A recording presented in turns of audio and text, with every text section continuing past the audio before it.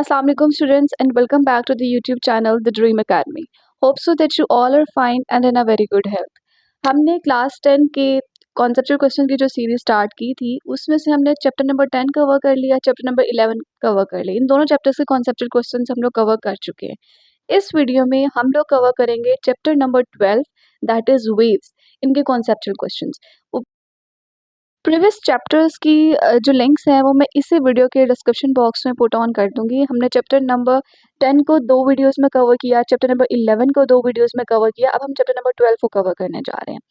इस सीरीज़ को स्टार्ट करने का जो मकसद है वो ये है कि हमारे बोर्ड के पेपर्स का 50 to 60% पेपर कॉन्सेप्चुअल क्वेश्चन पे बेस कर रहा होता है।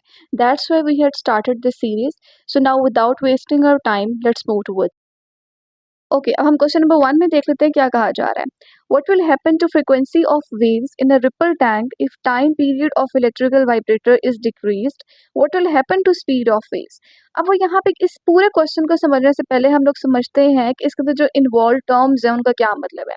सबसे पहले तो देखते हैं रिपल टैंक क्या होता है, इसका बेसिक पर्पस क्या होता है। रिपल टैंक आपको यहाँ फिगर में नजर आ रहा होगा। इसमें ये होता है कि एक रेक्टेंगुलर ट्रे होती है हमारे पास जिसमें वाटर होता है। अब इस वाटर के करीब एक वाइब्रेटर लगा होता है। इस वाइब्रेटर का क्या काम होता है कि ये वाइब्रेटर इस पानी में डिप होता है। डिप होने से क्या करता है, इस पानी में वेव्स क्रिएट करता है। अप एंड डाउन ये वाइब्रेटर मूव करेगा जिसकी वजह से इस पूरे पानी के अंदर वेव्स क्रिएट होती हैं। और ऊपर हमारे पास ये लैंप लगा होता है। लैंप की वजह से ऊपर से जब रोशनी पड़ती है इस पानी के ऊपर तो इस पानी में प्रोड्यूस होने वाली वेव्स का पैटर्न हमें नीचे व्हाइट स्क्रीन पे नजर आता है। अगर आप डिपर का जो मोशन है वो अप एंड डाउन करते हैं देन आपके पास प्लेन वेव्स क्रिएट होती हैं। अगर यही डिपर सर्कल में मूव करता है तो हमारे पास सर्कुलर वेव्स क्रिएट होती हैं। ये तो हमें समझ आ गया कि रिपल टैंक क्या होता है। अब हम देखते हैं फ्रीक्वेंसी ऑफ वेव्स का क्या मतलब है। फ्रीक्वेंसी ऑफ वेव्स का ये मतलब है कि 1 सेकंड में टोटल कितनी वेव्स क्रिएट कर रहा है ये डिपर। फिर हमने बात करनी है कि टाइम पीरियड क्या होता है। टाइम पीरियड ये होता है कि एक वेव अपनी फुल वेव को क्रिएट करने के लिए कितना टाइम ले रही है, दैट इज टाइम पीरियड। अगर हमारे पास ये एक कहते हैं वेव है, ये हमारे पास एक फुल वेव है। इस वेव को यहाँ से लेके यहाँ तक अपना फुल वेव क्रिएट करने में जितना टाइम लग रहा है that is time period of the wave. Next हमारे पास है स्पीड ऑफ वेव्स क्या होता है। स्पीड ऑफ ये होता है, वेव्स ये होता है कि वेव्स इस पानी के अंदर किस स्पीड के साथ मूव कर रही है। अब हमें इस तमाम टर्म्स की समझ आ गई। अब हम क्वेश्चन देखते हैं, क्वेश्चन में क्या कहा जा रहा है। क्वेश्चन में ये कहा जा रहा है कि अगर इलेक्ट्रिकल वाइब्रेटर टाइम पीरियड कम लगाए एक पूरी वेव को क्रिएट करने में, ये जो आपकी वेव है इसको पूरी वेव को फॉर्म करने में अगर टाइम कम लगाएगा तो फ्रीक्वेंसी ऑफ वेव्स पे क्या इफेक्ट आएगा। फ्रीक्वेंसी ऑफ वेव्स मतलब अगर हमारी पूरी वेव फॉर्म होने में टाइम कम लगा रही है तो फिर 1 सेकंड में कितनी वेव्स क्रिएट होंगी, फ्रीक्वेंसी को क्या होगा, क्या उसके ऊपर इफेक्ट आएगा, हमने ये चीज देखनी है। फिर हमने देखना है कि अगर हम टाइम पीरियड को कम कर देते हैं तो वेव की स्पीड पे क्या इफेक्ट आएगा। ओके, आंसर है हमारे पास the time period is the time taken to produce one wave. जो मैंने आपको चीज बताई टाइम पीरियड एक्चुअल में है क्या कि एक पूरी वेव को प्रोड्यूस करने में कितना टाइम लग रहा है that is time period. Smaller time period less time for one wave. इसका क्या मतलब है, अगर टाइम पीरियड कम हो जाएगा इसका मतलब है एक पूरी वेव को क्रिएट होने में कम टाइम लग रहा है। Therefore more waves are produced every second. अगर एक वेव को क्रिएट होने में कम टाइम लग रहा है इसका मतलब है 1 सेकंड में ज्यादा से ज्यादा वेव्स क्रिएट हो सकती हैं। So F is equals to 1/t। Frequency का फॉर्मूला क्या है, फ्रीक्वेंसी और टाइम एक दूसरे के रेसिप्रोकल है, दोनों का फॉर्मूला ही होता है एफ इक्वल्स टू 1/t। और अगर हम टी का फॉर्मूला चेक करना चाहें तो क्या होता है, T is equals to 1/f। Time period decreases, frequency increases. हमें इस फॉर्मूला से क्या पता चल रहा है, चूंकि ये एक दूसरे के इनवर्सली रिलेटेड है। अगर फ्रीक्वेंसी इंक्रीज होगी तो टाइम पीरियड डिक्रीज हो जाएगा और अगर फ्रीक्वेंसी कम होगी तो टाइम पीरियड बढ़ जाएगा। यहाँ पर टाइम पीरियड कम हो रहा है तो फ्रीक्वेंसी इनवर्सली प्रोपोर्शनल होने की वजह से फ्रीक्वेंसी बढ़ जाएगी। दैट्स मीन कि अगर हमारे पास एक वेव को क्रिएट करने में टाइम कम लग रहा है तो इसका मतलब है 1 सेकंड में ज्यादा वेव्स क्रिएट होंगी, फ्रीक्वेंसी बढ़ जाएगी। यहाँ पे if t is equal to 0.5 second, इसका मतलब ये कि अगर एक वेव प्रोड्यूस होने में 0.5 सेकेंड्स टाइम लग रहा है तो फ्रीक्वेंसी कितनी होगी, 2 हर्ट्ज। फ्रीक्वेंसी क्या होगी, 2 हर्ट्ज, मतलब 2 वेव्स एक सेकंड में क्रिएट हो रही है। और अगर टाइम हमारे पास 0.25 सेकेंड हो जाता है, एक पूरी वेव को क्रिएट करने में टाइम जो है वो कम लग रहा है अब, तो इसका मतलब है एक सेकेंड में अब ज्यादा फ्रीक्वेंसीज बन सकती हैं, फ्रीक्वेंसी आ सकती है, दैट इज 4 हर्ट्ज, ज्यादा वेव्स प्रोड्यूस हो सकती हैं। So decreasing the time period doubles the frequency. तो सबसे पहले हमने इफेक्ट चेक कर लिया फ्रीक्वेंसी पे कि अगर टाइम पीरियड डिक्रीज होगा तो फ्रीक्वेंसी क्या हो जाएगी, डबल हो जाएगी। अब हमने यहाँ पे दो चीज़ों के ऊपर इफेक्ट देखना था। सबसे पहली चीज़ थी फ्रीक्वेंसी, दूसरी चीज़ थी स्पीड ऑफ वेव।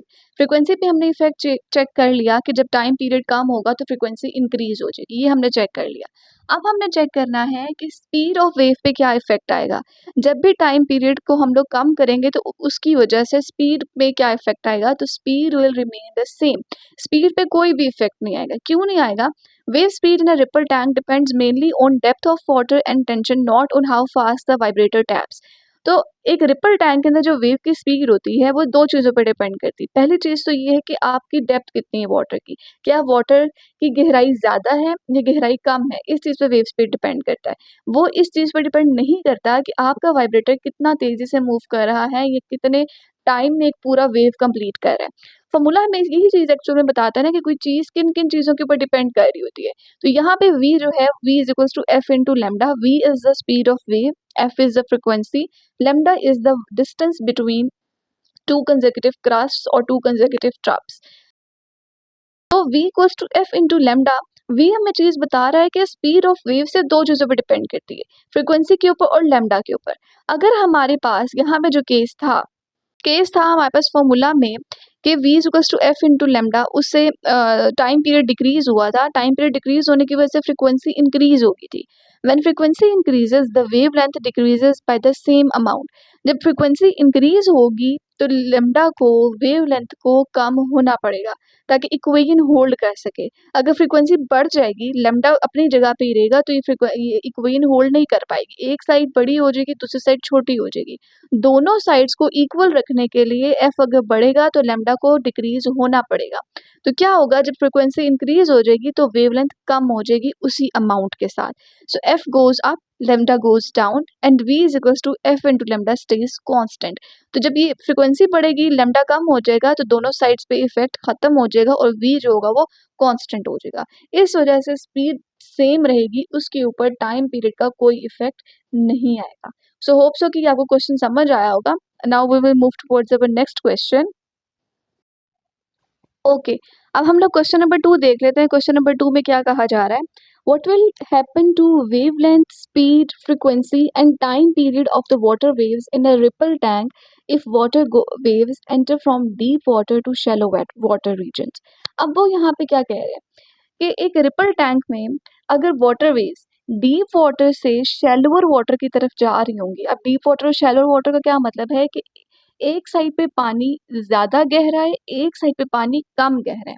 इसका क्या मतलब होगा, अगर हम इसको थोड़ा सा समझना चाहें तो वो ये होगा कि जो वाटर की, आपने एक बकेट में पानी डाला, ठीक है, उस बकेट की जो ऊपर आपको एक सरफेस नजर आ रही है पानी की, वो नीचे बेस से काफी अगर दूर है तो इसका मतलब है डीप वाटर है। अगर वो वाटर की सरफेस नीचे बेस से कम दूर है तो वो हमारे पास शैलो वाटर आ जाएगा। सो ये बेसिक डिफरेंस है डीप वाटर और शैलो वाटर में कि आप दो बकेट्स लें। एक बकेट में जो बेस है नीचे वाली बकेट की वो ऊपर टॉप वाटर से ज़्यादा दूर है, तो इसका मतलब है ये डीप वाटर है। और अगर दूसरी बकेट में टॉप जो पानी का सरफेस है वो नीचे बेस से अगर कम दूर है, करीब है, उनका डिस्टेंस कम है, तो वो कम गहरा पानी है। तो अब वो कह रहे हैं कि अगर वाटर वेव्स मूव करती हैं डीप वाटर से शैलो वाटर की तरफ, तो उस वक्त उस वेव की वेवलेंथ पे क्या इफेक्ट आएगा, स्पीड पे क्या इफेक्ट आएगा, फ्रीक्वेंसी पे क्या इफेक्ट आएगा और टाइम पीरियड पे क्या इफेक्ट आएगा। ये हमने चीज एक्सप्लेन करनी है। मुझे पता है आप लोग इस चीज को नोटिस कर रहे होंगे कि मैं सिर्फ क्वेश्चन पे ही इतना टाइम लगा रही हूँ, फिर आंसर पे भी इतना टाइम लगा रही हूँ। ये चैप्टर काफी क्रिटिकल और ज्यादा डेप्थ में समझने वाला है। अगर आप नहीं समझेंगे, कॉन्सेप्चुअल क्वेश्चन नहीं कवर कर पाएंगे, दैट्स वाई मैं एक क्वेश्चन पे इतना टाइम लगा रही हूँ। तो अब हम इसके आंसर की तरफ मूव ऑन करते हैं। अब हम इसका आंसर चेक कर लेते हैं कि इस आंसर में क्या कहा, इसके आंसर में क्या कहा जा रहा है। When water waves travel from deep water to shallow water, तो सबसे पहली चीज हम देखते हैं फ्रीक्वेंसी, कि फ्रीक्वेंसी पे क्या इफेक्ट आएगा। अच्छा, अब यहाँ पे बच्चों के माइंड में क्वेश्चन आया होगा कि डीप वाटर से शैलो वाटर रीजन में किस तरह से वेव्स ट्रांसफर कर सकती हैं। सो इसका मैं आपको आंसर देती हूँ। आंसर ये है कि हम लोग रिपल टैंक के अंदर ही दो रीजन्स बना लेते हैं। वो किस तरह से, हम एक साइड पे कोई ग्लास की प्लेट रख देते हैं या कोई ब्लॉक रख देते हैं, जिसकी वजह से क्या होता है कि आपकी जो सरफेस से लेके बेस तक का रीजन जिसमें आप प्लेट को रख रहे हो वो कम हो जाता है, जिसकी वजह से वो साइड जहां आप वो प्लेट रख रहे हो वो साइड आपकी शैलो वाटर रीजन बन जाता है, कम गहराई वाला। क्योंकि आप जब प्लेट रखते हो तो आपकी बेस उभर जाती है, बेस आपकी ऊपर आ जाती है, तो टॉप से उस बेस तक का डिस्टेंस आपका कम हो जाता है। इस तरह से हम लोग दो रीजन्स बनाते हैं कि एक साइड पे हम लोग एक ग्लास की प्लेट रख देते हैं, दूसरी साइड में हम लोग नहीं रखते। तो जिस साइड पे आप लोग ग्लास की प्लेट रख रहे हो वो आपका शैलो वाटर रीजन होगा। अब समझ आ गई होगी कि हम लोग ट्रिपल टैंक के अंदर ही क्या करते हैं, दो रीजन्स क्रिएट कर लेते हैं, एक डीप रीजन क्रिएट कर लेते हैं और एक शैलो रीजन क्रिएट कर लेते हैं। ठीक हो गया। अब हम लोग चेक करते हैं कि एक्चुअल में फ्रिक्वेंसी पे क्या इफेक्ट आता है। Frequency does not change, the electrical vibrator is still making waves at the same rate. अब वो कह रहे हैं कि फ्रिक्वेंसी के ऊपर कोई इफेक्ट नहीं आएगा, क्योंकि फ्रिक्वेंसी हमने क्या कहा था कि एक सेकंड में कितनी वेव्स पास ऑन करेंगी, कितनी वेव्स प्रोड्यूस हो रही हैं एक सरफेस के अंदर। तो अब चूंकि वाइब्रेटर तो अपना काम वैसे का वैसे ही कर रहा है, वाइब्रेटर में तो कोई हमने चेंजेस नहीं लेकर आए, तो फ्रिक्वेंसी पे भी कोई चेंज नहीं आएगा। The water can't change how many waves are created per second. तो डीप वाटर या शैलो वाटर इस चीज के ऊपर इफेक्ट नहीं कर सकता कि एक सेकंड में कितनी वेव्स क्रिएट होंगी। वो तो हम लोग वाइब्रेटर में थोड़ी बहुत चेंजेस करें देन हमें हो कि हम लोग फ्रिक्वेंसीज में इफेक्ट्स आ सकते हैं। But deep water and shallow water frequency पे कोई इफेक्ट क्रिएट नहीं कर सकते। टाइम पीरियड पे हम इफेक्ट चेक करते हैं as T is equal to 1/f। चूंकि टी का फॉर्मूला हमने पढ़ा था 1/f के टी एंड फ्रिक्वेंसी जो है वो इनवर्सली प्रोपोर्शन है। तो अगर फ्रिक्वेंसी सेम है तो टाइम पीरियड भी सेम रहेगा। फ्रिक्वेंसी पे अगर कोई इफेक्ट नहीं आ रहा तो टाइम पीरियड पे भी कोई इफेक्ट नहीं आएगा। सो हमने दो चीज़ें डिस्कस कर ली। पहली चीज़ हमने डिस्कस की फ्रिक्वेंसी, दूसरी चीज़ हमने डिस्कस की टाइम पीरियड। अब दो चीज़ें रहेगी, वेवलेंथ एंड स्पीड। इनके ऊपर क्या इफेक्ट आएगा शैलो अगर वेव्स मूव करेंगी from the deeper region to the shallower region. अभी हमने फ्रिक्वेंसी टू टाइम पीरियड कर लिए डिस्कस, अब उन दोनों को डिस्कस करते हैं। ओके, अब हम चेक करते हैं कि स्पीड के ऊपर क्या इफेक्ट आएगा। When water waves travel from deep water to shallow water, speed in shallow water the bottom of the tank interferes with the motion of the water particles. अच्छा, अब आप लोगों ने मेरी इस डायग्राम के ऊपर हंसना नहीं है, ये जस्ट मैंने आपको समझाने के लिए बनाया है। ये देखें, अब ये हमारे पास एक बकेट है, ठीक है। हम बकेट के एग्जांपल से समझते हैं, फिर आपके माइंड में रिपल टैंक का कॉन्सेप्ट क्लियर होगा। ये मेरे पास बकेट है और यहाँ तक मेरे पास पानी है। इस पानी की सरफेस का जो डिस्टेंस इस बेस से ज़्यादा है, तो हम कहेंगे ये डीप वाटर है। एक मेरे पास दूसरी बकेट है, इसमें इस पानी के सरफेस का इसकी बेस के साथ जो डिस्टेंस है वो कम है, तो हम कहेंगे ये शैलो वाटर है। अब स्पीड का इससे क्या रिलेशन है हमने वो देखना है। In shallow water the bottom of the tank interferes with the motion of the water particles. अब इसका क्या मतलब है कि हमारे पास जो वेव्स है वो यहाँ सरफेस पे क्रिएट हो रही होती है। अगर तो आपका पानी शैलोअर है, दिस इज शैलोअर वाटर, तो यहाँ पे ये जो आपका बेस है ये इसकी वेव के साथ इंटरैक्ट करेगा, यहाँ पे रिस्ट्रिक्शंस क्रिएट करेगा, क्योंकि करीब है ना यहाँ पे बेस वाटर वेव्स के पास। तो जब वो रिस्ट्रिक्ट करेगा तो क्या होगा, this restricts there movement, so energy is transferred more slowly. तो एनर्जी आहिस्ता से ट्रांसफर होगी, तो जिसकी वजह से वेव स्पीड कम हो जाएगी। ऑन द अदर हैंड मैं अगर इस डीपर वाटर में चेक करूँ क्या होगा, वेव्स यहाँ पे क्रिएट हो रही है, बेस बहुत दूर है, तो यहाँ पे बेस इस वेव्स के साथ इंटरैक्ट नहीं करेगी, वेव्स इजीली बनती जाएंगी, स्प्रेड आउट होती जाएंगी, जिसकी वजह से इनकी वेव की जो स्पीड है वो बढ़ती जाएगी। सो डीपर वाटर में वेव स्पीड ज़्यादा होती है, शैलोअर वाटर में वेव स्पीड कम होती है। अब होप सो कि आपको इस डायग्राम से ये चीज़ समझ आई होगी। आगे अब हम मूव ऑन करते हैं वेवलेंथ की तरफ। वेवलेंथ हमें क्या कहता है? सो wavelength will decrease as in shallow water the waves travel more slowly। हमने भी देखा कि shallow water में waves slowly travel कर रही हैं, but 10 waves are still produced every second। लेकिन जब हमने फ्रिक्वेंसी में देखा था तो हमने कहा था फ्रिक्वेंसी पे कोई इफेक्ट नहीं आएगा, जो फ्रिक्वेंसी पहले थी वही फ्रिक्वेंसी अब रहेगी। फ्रिक्वेंसी वाइब्रेटर जितनी वेव्स प्रोड्यूस कर रहा है उतनी वेव्स ही प्रोड्यूस करता रहेगा। लेकिन मसला क्या आ रहा है, शैलो वाटर में वेव्स बहुत स्लोली मूव कर रही है, स्पीड कम हो गई है। जब स्पीड कम होगी, since the waves are moving slower, they can not spread out as much.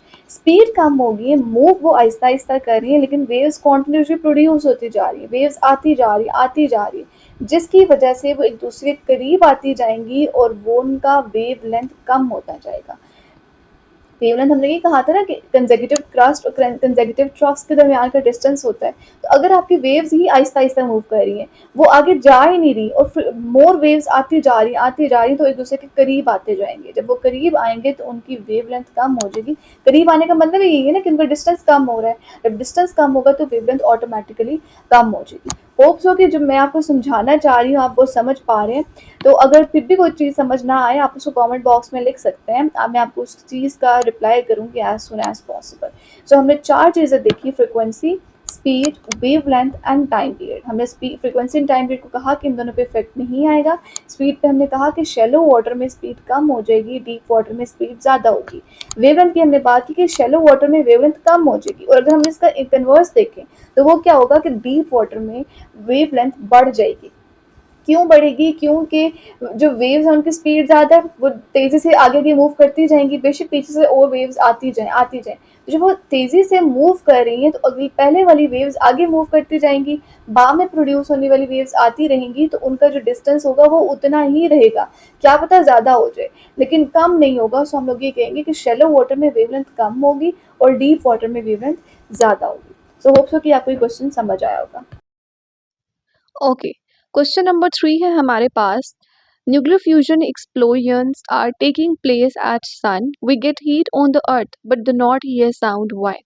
अब यहाँ पे पूछा जा रहा है कि हमारे सन में हर वक्त न्यूक्लियर फ्यूजन एक्सप्लोजन्स होते रहते हैं, लेकिन ज़मीन के ऊपर हमें उसकी हीट तो पहुँच जाती है, लेकिन हमें उसकी आवाज़ नहीं सुनाई दी। कभी हमने ये चीज़ नहीं सुनी कि सन पे जो एक्सप्लोजन्स हो रहे हैं, हमें उसका पता चला हो। अब एक्चुअल में न्यूक्लियर फ्यूजन एक्सप्लोजन्स होते क्या हैं?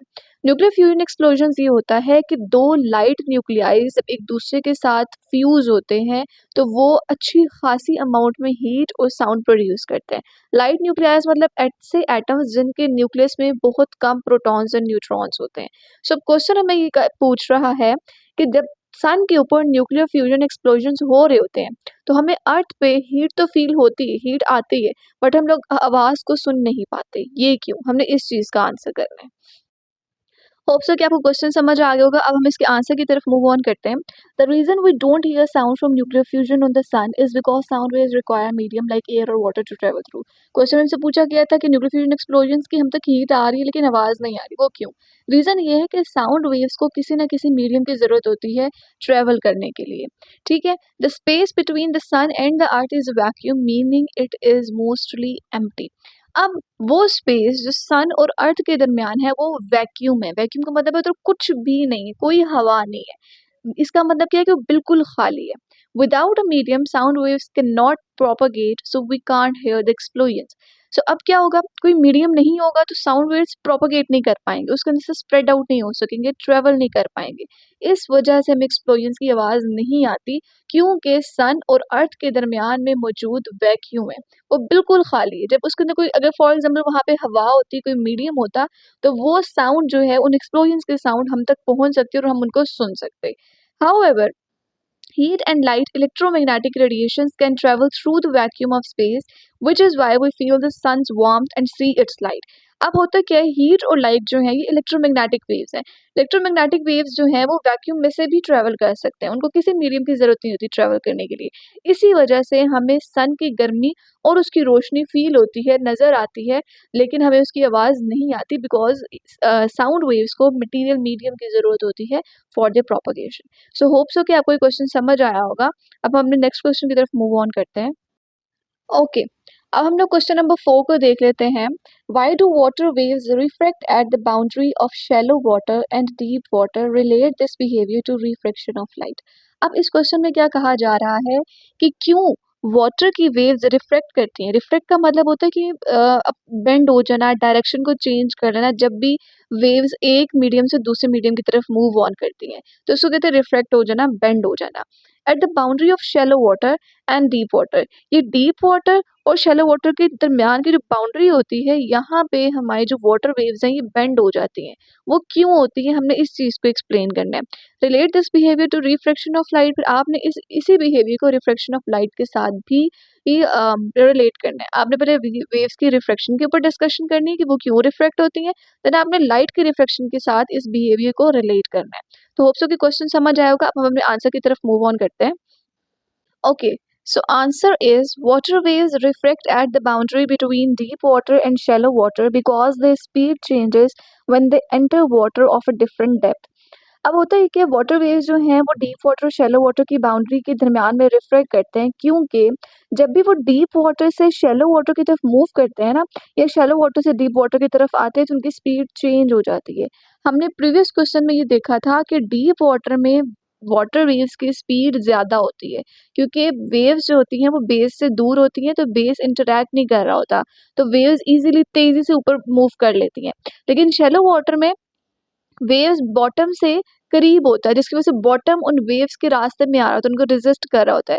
इस वजह से डीप वाटर में हमारे पास जो वेव स्पीड है वो ज़्यादा होती है, शैलो वाटर में वेव स्पीड कम होती है। जब ये स्पीड की चेंज आता है, तो इस वजह से वो रिफ्रैक्ट करते हैं।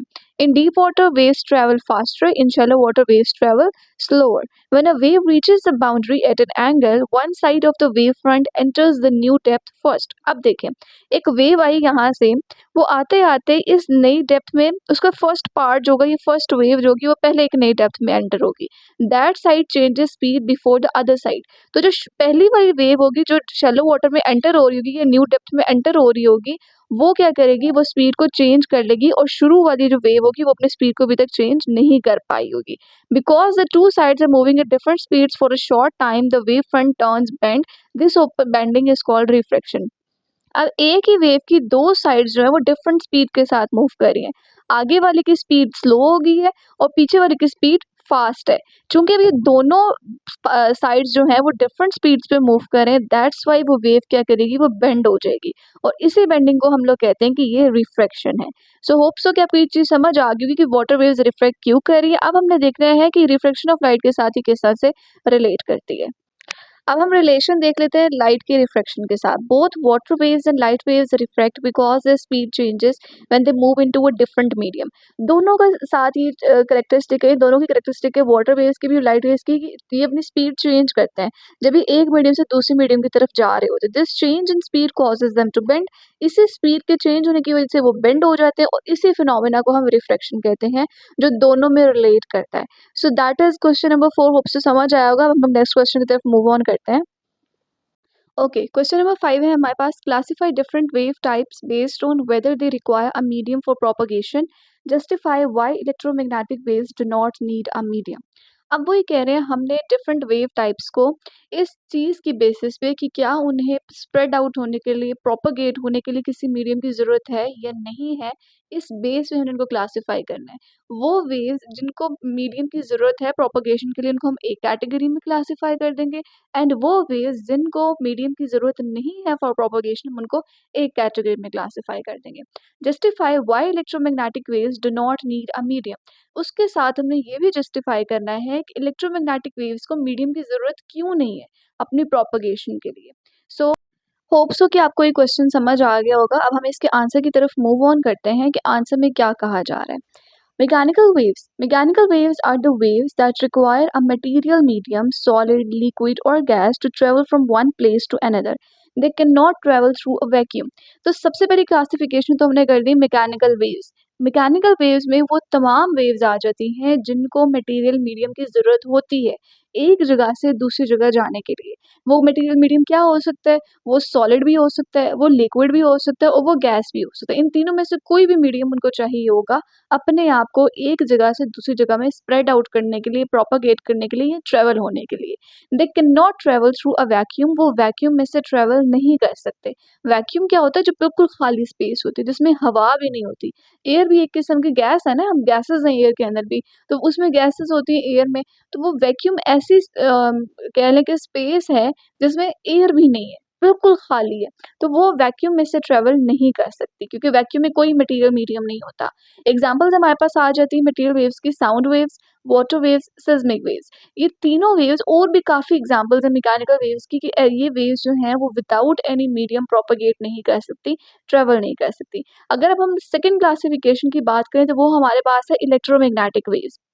Electromagnetic waves are the waves that do not require a material medium for propagation. Electromagnetic waves की हम लोगों ने क्लासिफिकेशन इस तरह से की, इसके केस में तमाम वो वेव्स आ जाती हैं जिनको किसी मटेरियल मीडियम की ज़रूरत नहीं होती ट्रैवल होने के लिए या प्रोपागेट होने के लिए। They can travel through a vacuum as oscillating electric and magnetic fields.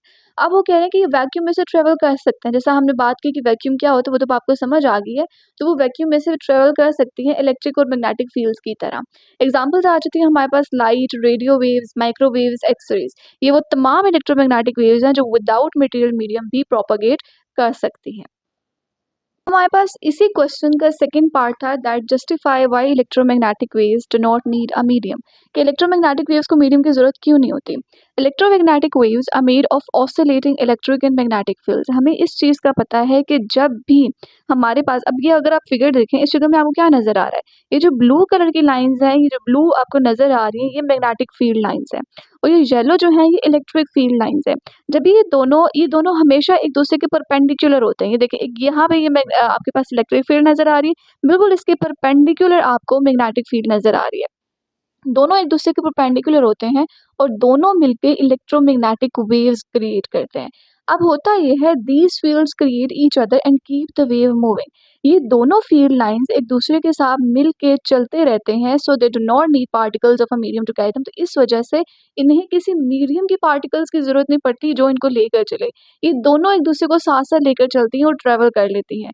Therefore, electromagnetic waves can travel through the vacuum of space। इस वजह से इलेक्ट्रोमैग्नेटिक वेव्स जो हैं वो स्पेस की वैक्यूम में से भी ट्रेवल कर जाती है क्योंकि मैग्नेटिक फील्ड के पास इलेक्ट्रिक फील्ड है, इलेक्ट्रिक फील्ड के पास मैग्नेटिक फील्ड है। ये दोनों एक दूसरे को लेकर चल रही होती हैं, allowing sunlight to reach the earth, जिसकी वजह से सनलाइट अर्थ तक पहुंच जाती है। हमने एक पिछला क्वेश्चन किया था जिसमें हमने कहा था कि कुछ एक्सप्लोजन हो रहे होते हैं, न्यूक्लियर एक्सप्लोजन हो रहे होते हैं सन के ऊपर, जिनकी हमें आवाज नहीं आ रही होती, हीट नहीं आ रही, हीट आ रही होती है, आवाज नहीं आ रही होती।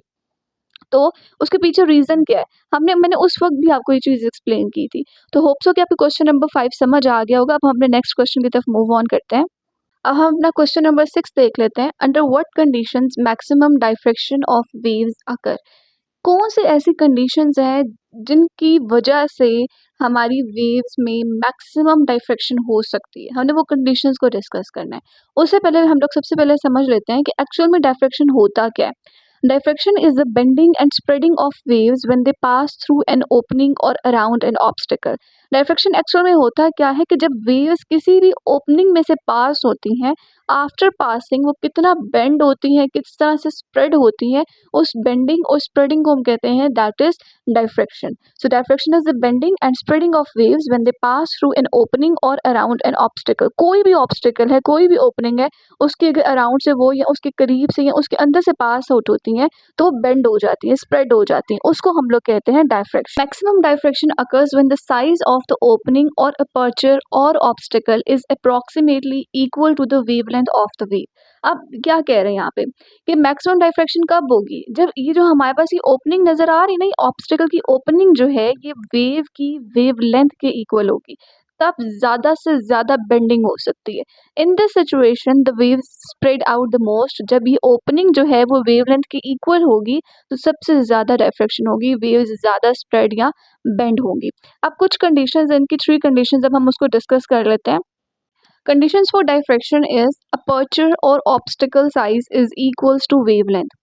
Diffraction is maximum. अच्छा, अब सबसे पहला हमारे पास कंडीशन ये है कि जब अपर्चर, अपर्चर मतलब ये जो आपके पास ओपनिंग है, ये ऑब्स्टिकल की जो साइज है वो जब आपकी वेव्स के वेवलेंथ के इक्वल होगा तो उस वक्त डाइफ्रैक्शन सबसे ज़्यादा होगी।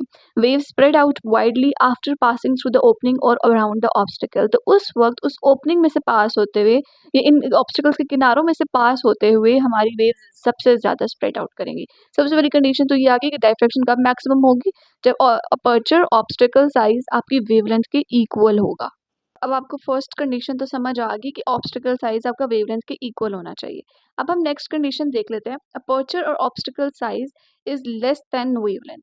Wave spread out almost completely in all directions. अगर तो आपका ऑब्स्टिकल साइज वेवलेंथ से कम भी हो तब भी आपकी डिफ्रेक्शन बहुत स्ट्रांग होगी और वेव्स अच्छे से हर डायरेक्शन में स्प्रेड आउट हो सकती है। थर्ड कंडीशन ये है कि अपर्चर और obstacle size is greater than wavelength. अगर ये आपका जो गैप है ये ज़्यादा बड़ा हो जाता है या ऑब्स्टिकल का साइज जो है वो ज़्यादा बड़ा हो जाता है वेवलेंथ से, तो क्या होगा, वेव्स की बेंडिंग बहुत कम होगी, डायफ्रेक्शन कम होगी और वेव्स होंगी वो ज़्यादातर स्ट्रेट लाइन में मूव ऑन करेंगी जब इस ऑब्स्टिकल में से पास ऑन करेंगी। क्वेश्चन नंबर 7 है हमारे पास, distinguish between reflection and refraction by describing how each process affects wave direction and speed. अब इस क्वेश्चन में एक्चुअल में 3 पार्ट्स हैं इस क्वेश्चन के। फर्स्ट पार्ट तो वो कह रहा है कि रिफ्लेक्शन और रिफ्रैक्शन में आप पहले डिफरेंस करें और हमें डिफरेंस में ये चीज़ बतानी है कि किस तरह से दोनों प्रोसेसेस वेव की डायरेक्शन और वेव की स्पीड पे इफेक्ट होते हैं। सेकेंड उन्होंने कहा है कि design and experiment to demonstrate both phenomena using a ripple tank. फिर हमने एक एक्सपेरिमेंट करना है रिपल टैंक का जिसमें हमने दोनों को डिमॉन्स्ट्रेट करना है, दोनों को देखना है कि रिफ्लेक्शन कैसे काम करती है और रिफ्रैक्शन कैसे काम करती है। थर्ड काम हमने ये करना है, evaluate how changes in medium affect each process. हमने ये चीज़ देखनी है कि अगर हम मीडियम को चेंज कर देते हैं तो वो चेंजिंग मीडियम रिफ्लेक्शन पे किस तरह से असरअंदाज होता है और रिफ्रैक्शन पे किस तरह से असरअंदाज होता है। तो हम सबसे पहले अभी फर्स्ट पार्ट करते हैं जिसमें कहा जा रहा है कि रिफ्लेक्शन और रिफ्रैक्शन में डिस्टिंग्विश करें। So reflection is the bouncing back of waves when they hit a surface और अ बाउंड्री। रिफ्लेक्शन एक्चुअल में क्या होता है कि कब जब भी एक वेव किसी बाउंड्री के साथ आके टच होती है, टच होने के बाद वो वापस अपने उसी साइड पे जाके बाउंस बैक होती है तो हम कहते हैं कि ये रिफ्लेक्शन हो गई है।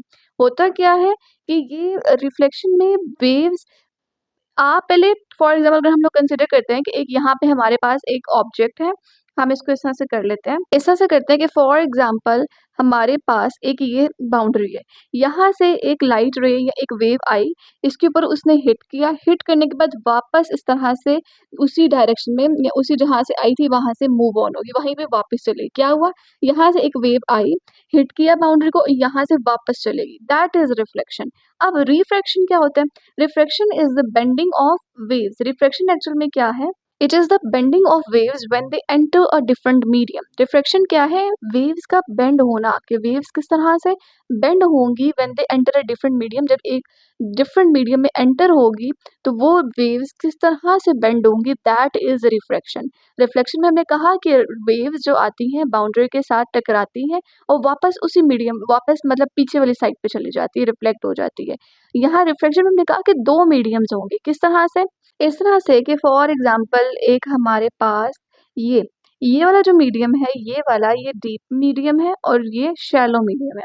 जो हमारा लेफ्ट साइड है वो डीप मीडियम है और राइट साइड शैलो मीडियम है। यहाँ से वेव्स आए, वेव्स जो है वो डीप से शैलो में जाएँ तो वो हल्का-सा बेंड हो जाएँगे, तो इसको हम कहते हैं कि ये रिफ्रैक्शन है।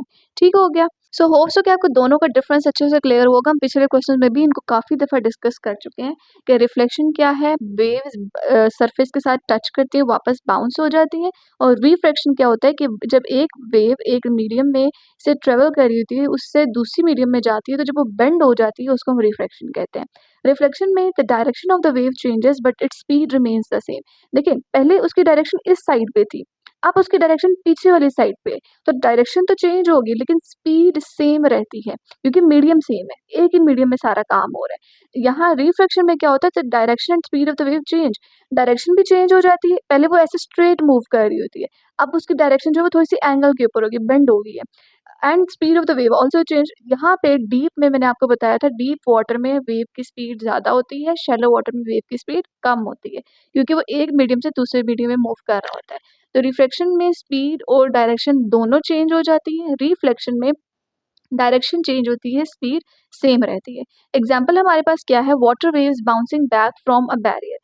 एग्जाम्पल हमारे पास ये है कि एक बैरियर आया, वाटर वेव्स आई थी, उसको टच किया, हिट किया, वापस बाउंस बैक हो गया, तो ये एग्जाम्पल आ चुकी है रिफ्लेक्शन की।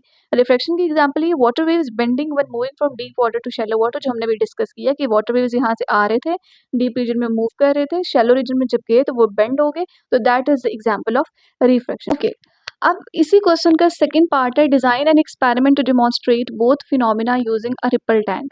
अब हमने एक एक्सपेरिमेंट डिज़ाइन करना है जिसमें हमने रिपल टैंक को यूज़ करके दोनों फिनोमेनास को एक्सप्लेन करना है। अब एक्सपेरिमेंट का नाम सुन के आप लोगों ने परेशान नहीं होना, हम दोनों को 2 टू 3 सिंपल स्टेप्स में करके समझ लेंगे और क्वेश्चन को कंप्लीट कर लेंगे।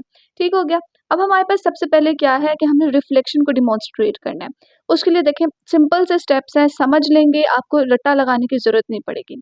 Fill a ripple tank with water and produce straight waves using a wave generator. अब हमने क्या करना है, सिंपल एक रिपल टैंक को पानी के साथ भरना है, उसके अंदर स्ट्रेट वेव्स जनरेट करानी, एक वेव जनरेटर मतलब आपने वेव जनरेटर रिपल टैंक के अंदर लगा हो, जैसे उसको ऑन करना है, वो wave generator up and down dip होकर पानी में जब अप एंड डाउन डिप होगा उसके अंदर से वेव क्रिएट होना शुरू हो जाएंगी। Place a solid barrier at an angle in the water. Reflection करवानी है ना, रिफ्लेक्शन हमने क्या कहा था कि बाउंड्री के साथ हिट होता है और वापस बाउंस बैक हो जाता है, तो हमें एक बैरियर रखना पड़ेगा पानी के अंदर। Second, observe that the waves hit the barrier and bounce back. फिर हमने बस ऑब्जर्व करना है कि वेव्स क्या करेंगी, उस बैरियर को हिट करेंगी और बाउंस बैक हो जाएंगी। The reflected waves change direction but maintain the same speed. वही पॉइंट जो हम पीछे डिफरेंस में कर गए हैं वही हमने यहाँ कोट डाउन कर दिए कि वो रिफ्लेक्टेड वेव्स डायरेक्शन तो चेंज कर रही है बट वो अपनी स्पीड को सेम रख रही हैं क्योंकि वो एक ही मीडियम में है। ठीक हो गया? होप सो कि आपको रिफ्लेक्शन डिमॉन्स्ट्रेशन जो है वो समझ आ गई और हम सिंपल इसी स्टेप्स में रिफ्रैक्शन की डिमॉन्स्ट्रेशन कर लेंगे। ओके, अब हम लोग देख लेते हैं कि रिफ्रैक्शन को किस तरह से डिमॉन्स्ट्रेट करना है हमने। प्लेस अ ग्लास शीट और plastic plate under one side of the ripple tank to create a shallow region. अब देखें, रिफ्रैक्शन में हमें क्या चाहिए होता है, दो रीजन्स चाहिए होते थे। एक हमने डिस्कस किया था कि एक डीप रीजन होगा, एक शैलो रीजन होगा, ठीक है? अब हमने क्या करना है, अब पानी के अंदर ही इस रिपल टैंक के अंदर ही दो रीजन्स क्रिएट करने हैं। एक डीप रीजन क्रिएट करना है, एक शैलो रीजन क्रिएट करना है। शैलो रीजन क्रिएट करने के लिए हम क्या करेंगे, इसी रिपल टैंक के अंदर एक साइड पे प्लास्टिक की प्लेट रख देंगे, जिससे क्या होगा, वाटर के टॉप सरफेस से ऊपर पानी की सतह से और नीचे बेस तक का डिस्टेंस जो है वो कम हो जाए। Generate straight waves water at an angle toward the shallow region. अब हमने क्या करना है, वेव्स को क्रिएट करना है जो कि डीप से शैलो रीजन की तरफ मूव ऑन करेंगे। Observe that the waves slow down and bend when they enter shallow water. तो हमें क्या नजर आएगा कि वेव्स जब डीप वाटर से शैलो वाटर में जाएंगे तो वो आहिस्ता आहिस्ता उनकी स्पीड जो कि वो कम हो जाएगी, क्योंकि हमने पढ़ा था डीप वाटर में स्पीड ज़्यादा होती है, शैलो वाटर में स्पीड कम होती है। तो वेव्स जब डीप से शैलो वाटर की तरफ मूव ऑन करेंगी वो स्लो डाउन हो जाएंगी और बेंड हो जाएंगी। इस स्पीड के चेंज की वजह से वेव्स रिफ्रैक्ट हो जाएंगी या बेंड हो जाएंगी। तो इन सिंपल से स्टेप्स में हमने रिफ्रैक्शन को भी डिस्कस कर लिया। अब रह गए थर्ड पार्ट, अब हम उसको भी डिस्कस कर लेते हैं। ओके, अब थर्ड पार्ट था हमारे पास, evaluate how changes in medium affect each process. इसको भी एक एक स्टेप में हम लोग सिंपल समझ लेंगे कि दोनों प्रोसेसेस में मीडियम के चेंज होने की वजह से क्या क्या इफेक्ट्स आए। पहला तो reflection. Changing the medium does not effect the speed of the reflected wave because it remains in the same medium. हमने इसमें रिफ्लेक्शन में मीडियम के चेंज होने की वजह से स्पीड में चेंज नहीं आएगा क्योंकि मीडियम चेंज ही नहीं हो रहा था। हमने डिस्कस किया था ना कि बाउंड्री है उसके साथ आके हिट करेगा वापस बाउंस बैक हो जाएगा, तो वो रहा तो एक ही मीडियम के अंदर। इस वजह से मीडियम के चेंज होने की वजह से ना ही उसकी स्पीड के ऊपर इफेक्ट आएगा, सिर्फ जो होगा उसकी डायरेक्शन चेंज होगी। रिफ्लेक्शन में क्या होगा, changing the medium changes the wave speed. जब हमने मीडियम चेंज किया, डीप वाटर से शैलो वाटर में गया, तो उस वक्त क्या हुआ, वेव की स्पीड भी चेंज होगी, डीप में ज़्यादा स्पीड, शैलो में कम speed, causing a change in wavelength, जिसकी वजह से वेवलेंथ भी चेंज होगी और डायरेक्शन भी चेंज होगी क्योंकि वो रिफ्रेक्ट हो गया था, बेंड हो गया था, जिसकी वजह से उसकी डायरेक्शन भी चेंज होगी। तो होप्स हो कि आपको ये सारे के सारे 7 क्वेश्चंस बहुत अच्छे से समझ आए होंगे। होप तो कि आपको सारे के सारे 1 टू 7 चैप्टर नंबर 12 वेव्स के 1 टू 7 तमाम कॉन्सेप्चुअल क्वेश्चंस बहुत अच्छे से समझ आए होंगे। कोई ऐसा पॉइंट, कोई ऐसा कॉन्सेप्ट जो मैं अच्छे से ना समझा पाई हूँ, मिस हो गया हो, तो आप उसको कमेंट बॉक्स में लिख सकते हैं। I will reply you as soon as possible. अब हम लोग नेक्स्ट वीडियो में मिलेंगे जिसमें हम लोग चैप्टर नंबर 13 के कॉन्सेप्चुअल क्वेश्चंस को कवर करेंगे। अब तक हम लोग चैप्टर 10 से चैप्टर 12 के कॉन्सेप्चुअल क्वेश्चंस को कवर कर चुके हैं। और अगर इनकी आपको नोट्स चाहिए, कोई हेल्प चाहिए, तो आप लोग मेंशन्ड ईमेल के ऊपर कांटेक्ट कर सकते हैं। अब हम लोग मिलेंगे नेक्स्ट वीडियो में। टिल देन अल्लाह हाफ़िज़ एंड टेक केयर।